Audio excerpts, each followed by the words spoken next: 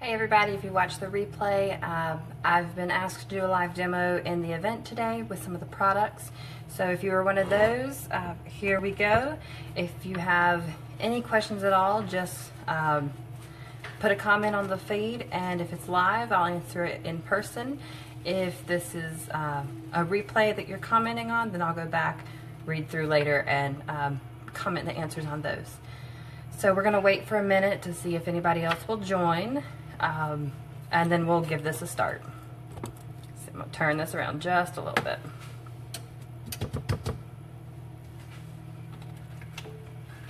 If you are watching the replay and you're waiting along with me right now, go ahead and comment down here maybe what you are doing for dinner tonight. Also invite your friends to the event page so they can see this as well.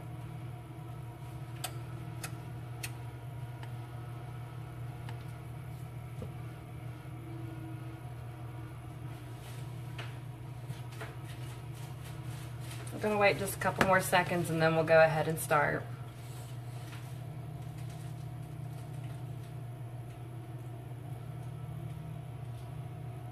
I feel like I need to maybe have some music on in the background so there's not so much silence.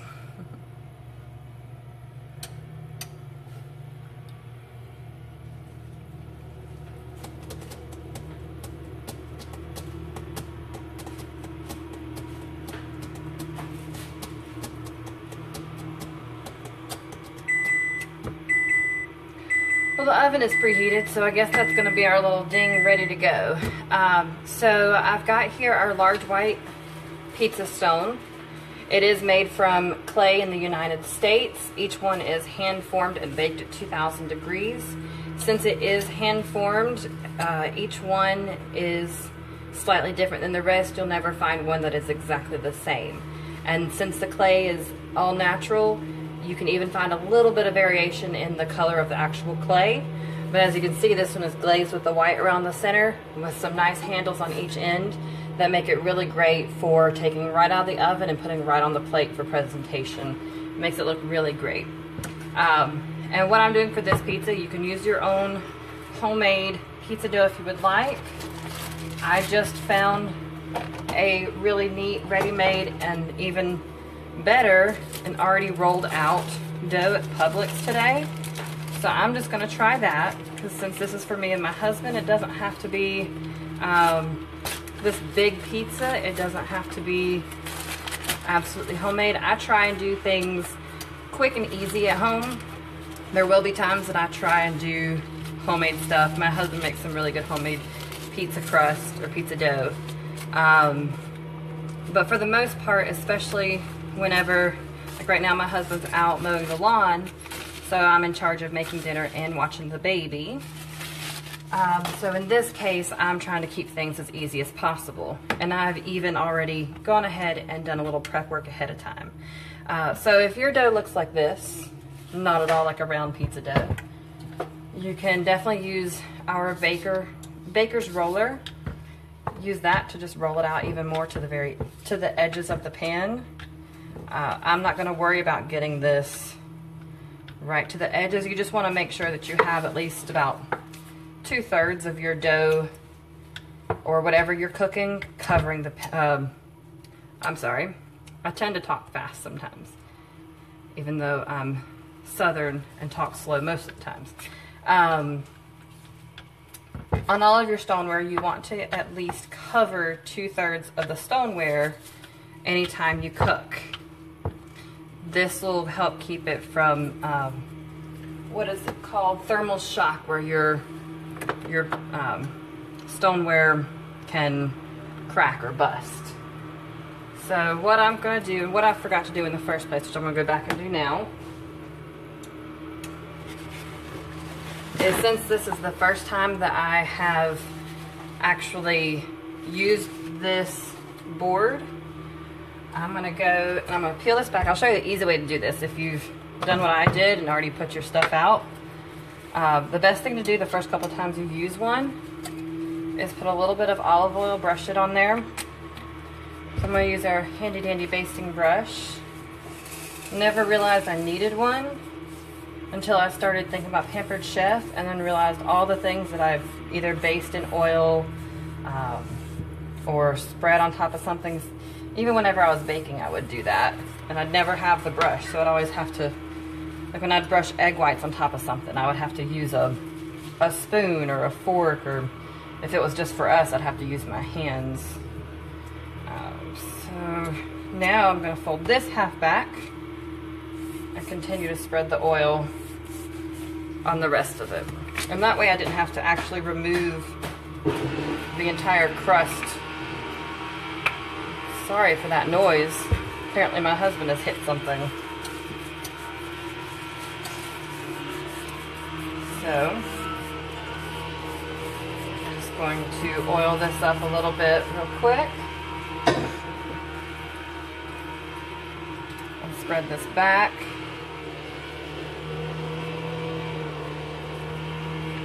And if you care at all about the bubbles that pop up around the crust, you can always take a small knife or the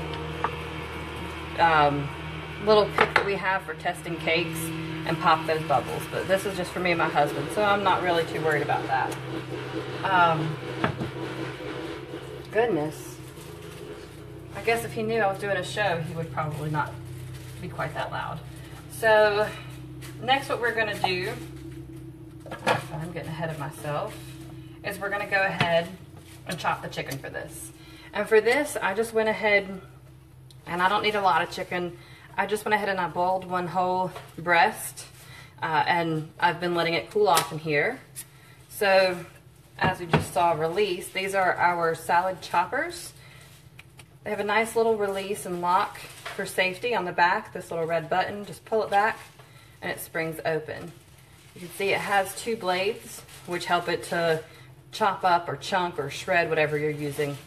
And then this plastic shield to help it, you can just slide it right in a bowl. So all we're gonna do, and I'm gonna come a little closer, is we're just gonna sit this in here, and we're gonna chop this up. So you just wanna grab the whole breast with the scissors and pull down. And it might take a couple times. But you can see what that's doing there. I'm gonna go ahead and put it down and do it because it'll be a little easier. And then I'll hold it up to show you what the finished product looks like. So I'm gonna hold it like this just because I'm finding it a little easier. Hey there, Mama. Go ahead, Mama, and tag anybody that was asking you about a live demo earlier so they can see that we're on here. And then if I need to, I can go back and over some of the products that they miss. I'm just chopping this up real quick. And this is so much easier than taking two forks and pulling it apart, or even putting it out on your mat and slicing it up before you cook it. When you do that, you have to touch all this raw meat. And I like to avoid touching the raw meat at all costs. So I'm gonna get this good and chunked up here. I don't need it to be completely shredded. I'm just trying to get it into pieces. There we go. All right, so let me pull this to the side. And this is what these scissors, the salad choppers, have done. So I got some larger chunks, but then I've got some smaller ones also. Just gives it, gives you an easy way. Chicken, you can do, you can put pork in here that you've cooked, and then add your barbecue sauce to that, and then just chop away, and automatically you've got your barbecue that you're mixing right in with it. So the next thing that I'm gonna do is we're gonna add some more of our ingredients together. You are gone. No, Mom, I'm right here. Okay, yeah, it says I'm still live, so if you're having trouble, just kind of go off and come back on. We are gonna add to this chicken, it calls for 1 clove in the recipe, and I'll tag the recipe later. But me and Steven really like garlic, so I'm doing 2. And for this, I'm going to use our garlic press. It's a nice solid metal. And I just put both pieces in there. And then you just flop this back over to where that little pestle goes inside. And just squeeze away. You can see all the garlic that comes out right there. And in one easy, clean push, all that garlic is pressed out. Pressing the garlic is much like whenever you see in a recipe they tell you to smash it. It helps to bring that flavor out even more. And then I just take my knife and just kind of plop it off of there. When you get done with using this, you'll see there's like a little film in there. It comes with this neat little attachment. It's attached to the very back or the inside of the press. Just turn it around where the garlic comes out and put that little brush right inside, and it'll push out all that gunk. So I had a little bit of a skin left on it, and this just left the skin right intact.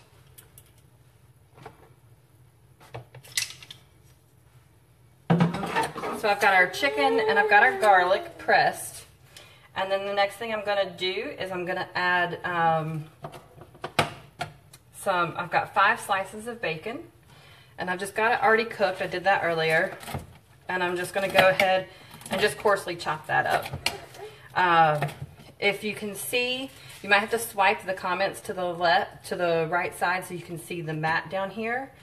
This is one of the Flex cutting mats. It's my favorite one because it can actually show you, like if a recipe calls for a fine julienne or a large dice, it kind of shows you what you should be doing. Like it shows you that a large dice is about this big, a small dice is about this big, and a julienne is a long, thin strip. So I've got my bacon in large, coarse chunks. Just put that in with the chicken. And this knife is really cool. It's the Santoku knife, I believe is how you, Santoku knife. Bless you, Piper. Forged steel, and it, let's see, it's finely crafted with fully forged high carbon German steel. It's got a perfect edge, and the stain and corrosion resistant, super strength and durability. So it's very sharp. I didn't realize how nice it was to have a good quality knife until I got this one.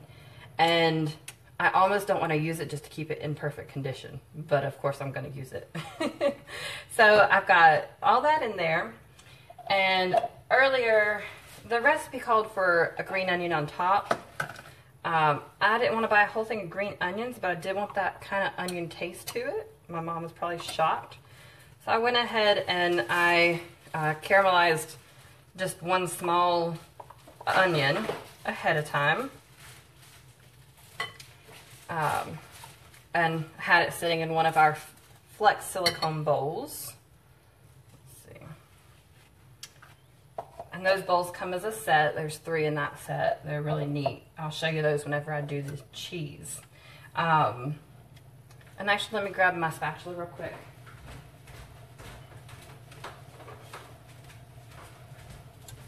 I forgot about having to mix. So I've got all that in there. Next, I made, upon my husband's request, some homemade buttermilk ranch. So I'm going to use our little measure all cup for that. And this is really neat. If you think you don't need it, you're absolutely wrong. I'm sorry. I didn't think it was anything until I got it. And I'm going to show you why. This is especially amazing whenever you do something like mayonnaise, which I use to make the ranch. Or when you do something like peanut butter. And that is because, oh, notification gone. That is because what I'm going to do for the dry solid side is what I'm going to treat ranch as, because I want to show you this side. I need a 1/2 cup of ranch. So right here's our 1/2 cup. I'm going to push this down, and it is nice and snug, and you'll see why here in a minute. Push that down to the halfway mark, and then I'm going to use my spoon to fill this up. Now, ranch is a liquid, but it is a little thicker, so I think it's perfectly fine for this. You can measure, I'll show you. You can actually measure your liquids in this cup side, you just turn this upside down and that's your liquid measure. And then up here is your dry measure for either flours, sugars, but the best thing it's good for is for sticky solids like peanut butter or ranch or mayonnaise or something like that. And the reason this is so awesome, you're just going to fill right up to the very top of the red arrow. So the reason this is amazing is because if I had this sitting in my stainless steel measuring cup that I got from, it's like the Food Network kind or something like that, now I have to go in with a spatula and use that to scrape every little bit out. Not with this. Okay, yeah, I poured it in there. You see we've got all that left in there. All you're gonna do is push, and then all I have to do is scrape it off the bottom. So now you'll see there's nothing around the inside of it except for what you see on the very outside here that ran down the edge. So if I push that back in, it's completely clear, completely clean. So I measured an entire half cup out of there and I got an entire half cup in my recipe. That's one of my must-have products of all times, and I'm glad I have it. So next what we're going to do, I'm going to set this ranch away, as I may put some more on the pizza because I love ranch. I just don't need any more of that right now. So the next thing it calls for is just a 1/4 teaspoon of salt and pepper to add some spice, which I'm getting from our stackable plastic measuring spoons. Really nice. They all just stick together and you just pull whichever one you want off. So 1/4 teaspoon of salt.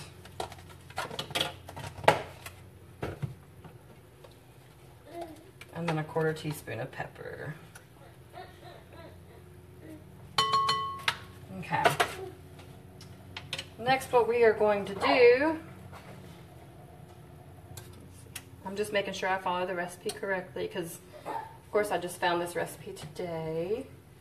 And the recipe that I'll post actually says to put the bacon on top, but it just says to do the chicken, the dressing, the garlic, salt, and pepper in this bowl, but we're going to do differently.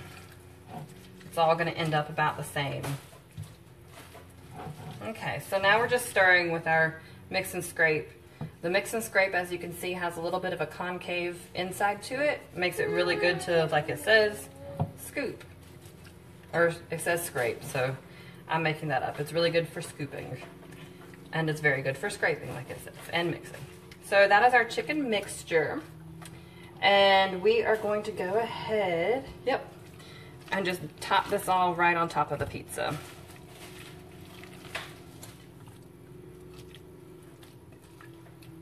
Now we're doing this in an oven at 400 degrees. If you would like, we also have a pan that you can put your pizza on and you can grill it on the grill. It's our pizza grill pan, I believe is what it's called.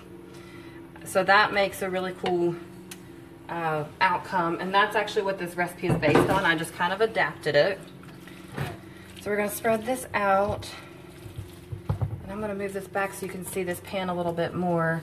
I just didn't want this pan to sit completely on the oven because I didn't want to end the heat until it absolutely needed to, because as soon as that pan touches heat, it's going to start warming up and it's going to start kind of cooking a little bit. So we're going to just spread this out nice and evenly.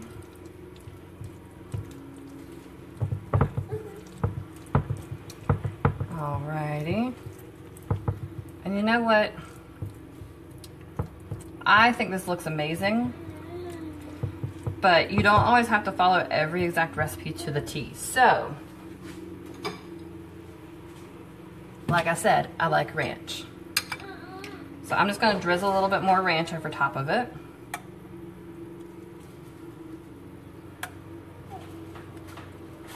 So it tastes like there's more of a sauce to it as well. I think that looks really good. All right, next what we're going to do is we're going to grate up this cheese. I'm going to do it inside this silicone prep bowl. It comes in a set of 3 with lids, and they all nest right inside of each other for easy storage as well. So I'm going to use, I have many different microplane type objects and grating objects, but this is the fine microplane. Comes with a protective cover, and it also comes with a food cover to help you keep from getting your fingers caught in it. So this is nice because it does have the metal blade, and it locks. So you can either use it flat like this over top of a bowl, or even over your pizza. I might try that a little bit. Or I find it easiest if you hold it like this, put your thumb, and you're going to push the handle this way, and it can actually fold. So it goes into a tripod type position. So I'm going to put it over like this, and then grate our cheese. So I'm going to cut these in smaller blocks so that they'll fit. And even if you don't have this knife, any knife that you use, when you hold it, try not to hold it like this. When you hold a knife like this, it allows your finger and your hand to slip. If you hold it with your finger and thumb around the blade, it gives you a better grip on the knife and better control of it. So that's just a little tidbit with that.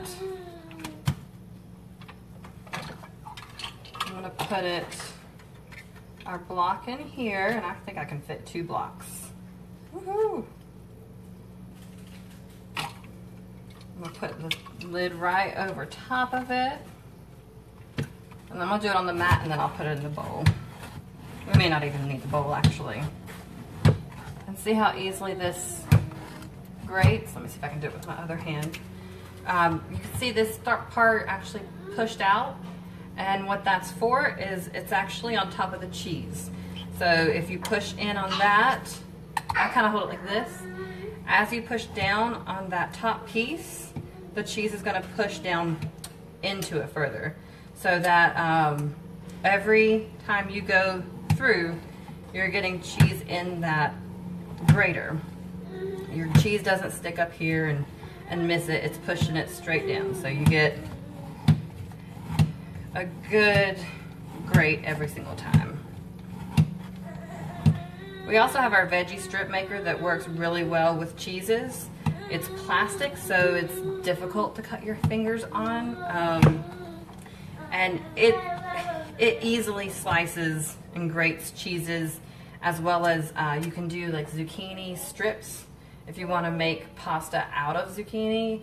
I used it to grate my carrots for carrot cakes this year for Easter, and I was able to grate about 6 cups of carrots in about 2 minutes. So that's amazing right there in itself. Now it did leave about this much cheese that did not get grated, but it's going on a pizza, it's going to melt, and that'll be fine. So I'm just going to do our last little bit here.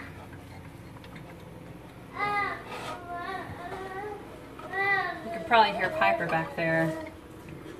I don't know if you can or not.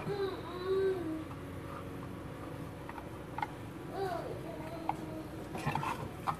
So I'm just going to finish grating this real quick. And here, we can try out this other way too. I'm going to go flat.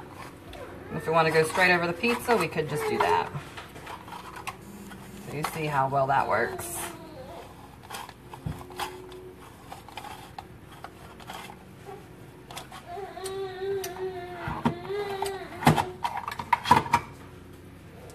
If you're watching and you have a question, go ahead and shoot it out. I'm more than happy to help. If you have a question about any of these products or about any other products as well. While you're on here, I also want to go ahead and thank you for joining, for following along with us this week. This is helping me out for starting out my Pampered Chef business, so that I can stay home more often or continue to stay home with the little munchkin you hear in the background. Of course, my mom is doing this show, and because she's doing this show, she's going to get lots of great rewards. She is going to get, when the show qualifies, she's going to get a 1 item at half price. She's going to get $20 in free credit. And then she's also going to get anything else she orders at 20% off. Now, because she booked and is doing her party in July, she is going to get the added bonus of if she would like any of our rock crocs, which you'll see in the show here throughout the week, she can get any of those for 60% off. So that's just some of the great rewards with hosting a party. And I'd be happy to help anybody get those for themselves as well. All right, that little munchkin is hungry. We might let her try some pizza tonight. Okay, so the next thing I'm gonna do real quick, I'm gonna do some tomatoes and dice them up and put them on there, and then a little bit of Parmesan cheese as well, and then we are gonna be done. Puppy's gonna go in the oven, and dinner's gonna be ready in about 20 minutes. So I don't have to do anything else. So I'm just gonna slice these and dice these up real quick. And I like fine dices on my tomatoes because I don't like to taste them quite as much. Actually, I don't quite like to taste any vegetable too much. But I've been eating them more. Piper, do you not like them either? She woke up from a nap right before we did this, and so she's still a little bit fussy. Probably about time for her to eat as well. Okay. I shouldn't have cut that one yet. I'm gonna see how this looks. I think one will be plenty.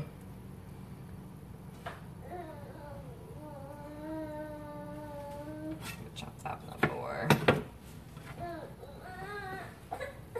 Oh no, Piper. Oh. She's just fooling y'all, I promise. It's a fake cry.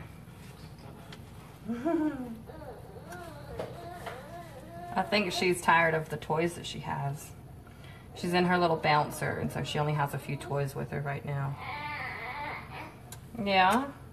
Okay, so I think that's more than enough tomatoes. Let's see. Parmesan cheese, and then we're good. I think if you have heard of Pampered Chef throughout the years, I know you've seen one of these. This is our Parmesan cheese, or any cheese grater. Put your cheese right inside, and then just turn this little knob. You've also seen it probably at like Olive Garden. They have something similar. And I bought my first block of fresh Parmesan cheese today because we needed Parmesan anyways, and I'm never going back. So now because this, let's see, I'm gonna get this cutting board off of the oven because it seems to be okay, but I don't want it to be in the heat too long. And then we're gonna go ahead and get this puppy in the oven. See, you could easily grab it by the handles. No more trying to mess with the stones that have nothing. Trying to lift up underneath them and whatnot. So I'm gonna set this. The recipe says 18 to 20 minutes, I believe, so I'm gonna do about 25 because it'll take that stone a little bit longer to heat up some and for the heat to get underneath the stone. So those are the products that I've got for tonight. I will take a picture and post it also on the page once it comes out to show you what the end product is. And it'll be on the page for the rest of the party. So if you do still have any questions, like I said, post it on here on this video and we'll try and answer them. And if not, I'll go back through and look at them a little later and I can contact you individually. So thank you again for joining Diane's party, and we hope you enjoy the products that you see and enjoy the rest of the week. Bye everybody.